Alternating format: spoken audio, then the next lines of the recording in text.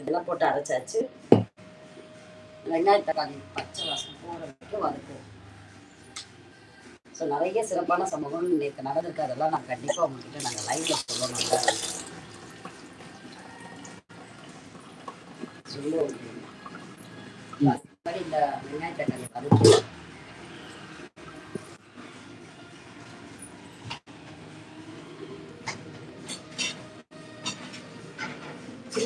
மீன் குழம்புனா சட்டியில் வச்சாதான் டேஸ்ட்டாக இருக்கும்னு சொல்லுவாங்க. நான் இந்த சட்டி தான் வைப்பேன். நான் எப்பயுமே எங்கள் அம்மா வாங்கிட்டு வந்த சட்டியெல்லாம் இருந்தது, அதெல்லாம் உடஞ்சிடுச்சு. இப்போ ரீசெண்டாக இது வாங்கினேன்.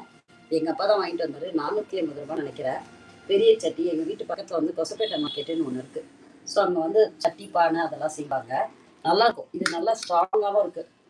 நான் சில இதெல்லாம் சூடாச்சுன்னா, நான் எங்கள் அம்மா வாங்கின காலத்துலேருந்து வச்சுருந்த சட்டிலாம் சூடாச்சுன்னா இந்த இடம்லாம் உடஞ்சி கொட்டிடும். அதனால் அது ரொம்ப நாளாச்சா என்னன்னு தெரியல. ஸோ அதனால் இது வந்து கொசப்பேட்டை மார்க்கெட்டில் எங்கள் அப்பா வாங்கிட்டு வந்தாங்க இந்த சட்டி. ஸோ மீன் குழம்புக்கு தனியாக வச்சுருக்கேன். அதே போல் இந்த கீரைலாம் அரைக்கீரைலாம் இருக்குல்ல, அரைக்கீரைலாம் அரைப்பாங்க தெரியுங்களா, கடைஞ்சி சாப்பிடுவாங்க. அது எத்தனை பேருக்கு தெரியும் தெரியாது. அரைக்கீரை கடைஞ்சி சாப்பிட்டா செம்ம டேஸ்ட் இருக்கும். அது கூட வந்து காம்பினேஷன் வந்து பார்த்திங்கன்னா, எங்கள் வீட்டில் சனிக்கிழமை எங்கள் அம்மாலாம் இருக்கும்போது நான் ஸ்கூல் போகும்போதெல்லாம் வந்து சனிக்கிழமையில் அரைக்கீரை வித்து வந்து கருணக்கிழங்கு வறுவல் வைப்பாங்க. அதே வந்து புதன்கிழமை யார் இருந்ததுன்னா எங்கள் அம்மா என்ன பண்ணாங்கன்னா அரைக்கீரை கருவாடு ஃப்ரை. அது வந்து உலவாழை கருவாடு நல்லா டேஸ்டாக இருக்கும். எங்கள் அப்பா என்ன பண்ணுவாருன்னா, நம்ம இது வால்டாக்ஸ் ரோடு இருக்கு இல்லையா, அங்கே போய் வாங்கிட்டு வந்து வச்சுருவாங்க. ஸோ அப்பப்போ நம்ம வாங்குறது அது அங்கே போனால் வாங்கிட்டு வந்து அதை நல்லா நீட்டாக க்ளீன் பண்ணி தான் வச்சுருவாங்க எங்கள் அம்மா. ஸோ அதை நம்ம 1 மந்த்துக்கு யூஸ் பண்ணிக்கலாம். அது இல்லாமல் அங்கே போனால் நிறைய இடத்துல நம்ம பார்த்து வாங்கணும், உப்பு இல்லாமல் வாங்கணும். ஏன்னா சில கருவேல நிறைய உப்பு இருக்கும். கருவேன்னா உப்பு இருக்கிற செய்யும், நிறைய ஓவர் உப்பு இருக்கும். அது ரெகுலரா ஒரு சில கடையில வாங்கும்போது நமக்கு தெரியும். நான் பார்த்தது வந்து ஓலவாழை கருவாடு, வஞ்சர கருவாடு பார்த்துருக்கேன். அப்புறம் சீலா மீன்ல கருவாடு போட்டு வச்சிருக்கேன். இந்த மாதிரி 2-3 மீன் பார்த்துருக்கேன். ஆனா அங்க போனது பார்த்தீங்கன்னா எறா, சென்னாக்கொன்னிலாம் வந்து நம்ம பொரியலுக்கு போட்டு சாப்பிட்டோம்னா டேஸ்டா இருக்கும். நீங்க சாப்பிட்டுருக்கீங்களா ஸ்ரீனி? சாப்பிட்டுருக்கேன்.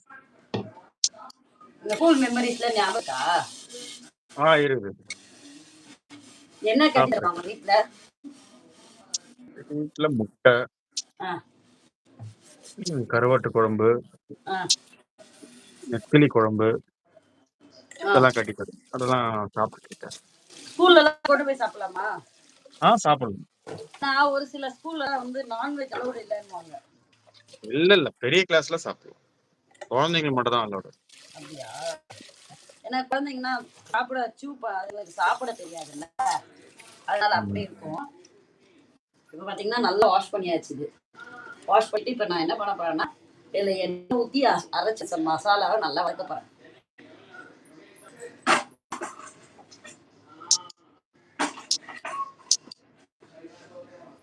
மீன்ல உங்களுக்கு என்ன மீன் பிடிக்க சொல்லுங்க. என்ன மீன் பிடிக்க சொல்லுங்க. சங்கரா. சங்கரா மீன் பிடிக்கும். அதுல ஒரு காமெடி இருக்கு தெரியுமா? அது என்னமோ சங்கரா சாமி சொல்லுவாங்க. பாத்தீங்களா? பையன் நடுவுல ஆரம்பிச்சாரு. அவர் தனியா vlog பண்ண நெக்ஸ்ட் யூடியூபர் ஆயிட்டாரு. சங்கரா மீன் நல்லா இருக்கும். பட் ஆனா எங்க அப்பா வந்து மஞ்சள் பிடிக்கும். ஆனா மஞ்சள் மீன்ல வந்து நம்ம குழம்பு வச்சா எப்படி இருக்கும்னு எனக்கு தெரியல. என்ன லேட்டஸ்டா நாங்க வந்து ஒரு நாள் லஞ்ச் செய்யலன்னு சொல்லிட்டு நான் என்ன பண்ணேன்னா, ஹோட்டல்ல குழம்பு வாங்கினேன்னா, அதான் மகேஷ் ஹோட்டல். அந்த ஹோட்டல்ல பாத்தீங்கன்னா ஒரு பெரிய சைஸ் வஞ்சர மீன் ஒரு பீஸ் போட்டு ஒரு கண்டெய்னர் ஒரு 250 300 கிராம் இருக்கும். ஒரு ml இருக்கும்னு வச்சுக்கோங்களேன். அந்த அளவுக்கு குழம்பு இருந்தது. அதே போல இன்னொரு ஹோட்டல் வாங்கினோம், பரூக் ஹோட்டல்ட்டு. அங்கேயும் அதே போல. ஆனா அங்க 2 ஹோட்டலுக்கு என்ன டிஃபரன்ஸ் பார்த்தீங்கன்னா, ஒரு ஹோட்டல் வந்து நம்ம கார குழம்பா எப்படி இருக்கும் அந்த மாதிரி இருந்தது. இன்னொரு ஹோட்டல் பரூக் ஹோட்டல்ல வந்து தேங்காய் போட்டு குழம்பு மாதிரி இருந்தது. அது எனக்கு கறி குழம்பு மாதிரி இருந்தது. எனக்கு காரமா சாப்பிடணும்னா மீன் குழம்பு நல்லா இருக்கும். இன்னும் ஒவ்வொரு ஊருக்கு போகும்போது ஒவ்வொரு